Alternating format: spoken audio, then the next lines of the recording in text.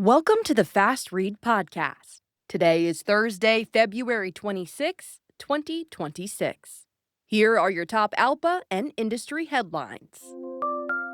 At a press conference on Tuesday, ALPA President Captain Jason Ambrosi stood with the families of those lost in the PSA Airlines Flight 5342 tragedy and bipartisan members of Congress to call for the immediate passage of the Rotor Act. Unfortunately, the legislation to mandate the installation of ADS-B in equipment to provide integrated safety-enhancing capabilities failed to pass a House vote later that afternoon. Captain Ambrosi had this to say when asked how ADS-B in would impact pilots on the flight deck. This is technology that helps our situational awareness, but if you're in our kind of airspace, near DCA or take New York or take anywhere, you want to operate in that airspace, you need to be telling us your position so that I don't lose crew members and these folks don't lose family members. Last month, the National Transportation Safety Board convened a public meeting to finalize the PSA Flight 5342 investigation. After extensive documentation into the conditions and circumstances involved in the accident, the NTSB identified the FAA helicopter route design and oversight as casual factors.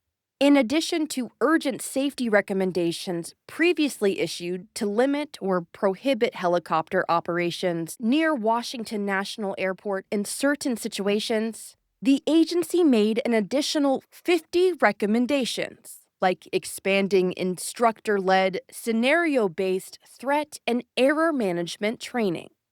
The fight is not over. ALPA continues to push for the implementation of all 50 recommendations. To read more about the investigation, check the show notes. Earlier this week, Spirit Airlines announced an agreement on key terms of a restructuring support agreement intended to secure the financing necessary to complete its restructuring and emerge from Chapter 11. The company and its financial stakeholders will now work to finalize the agreement and a companion plan of reorganization.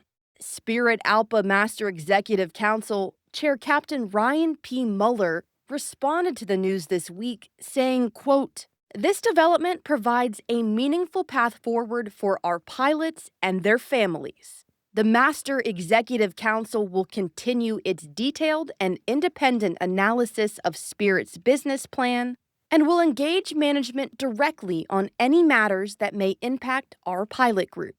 Spirit pilots have demonstrated extraordinary professionalism and commitment throughout this restructuring process. Our focus on safely operating the airline during this period of uncertainty has been instrumental in maintaining stability." On March 1st, new Alaska Airlines Master Executive Council officers will take office for a 2-year term. Representing more than 3,400 Alaska Airlines pilots, this leadership team will guide the pilot group through the final stages of negotiating a joint collective bargaining agreement with Alaska Airlines management. Once that is ratified, the merger process will move into its next phase, which includes the integration of Alaska and Hawaiian pilot seniority lists. Ultimately, a new, merged MEC will be established, and pilots from the combined group will elect their representatives in accordance with ALPA policy. The Virginia legislature is considering a bill that would provide protected paid sick leave for workers in Virginia. Like employees in other occupations, pilots should be able to use paid sick time without fear of discipline from their employer. Virginia-based pilots contact your governor and state lawmakers to help ensure that you enjoy the same access to paid sick leave as other workers in Virginia. Sign the letter linked in the show notes. That's all for this edition of the Fast Read podcast. Until next week, have a safe flight.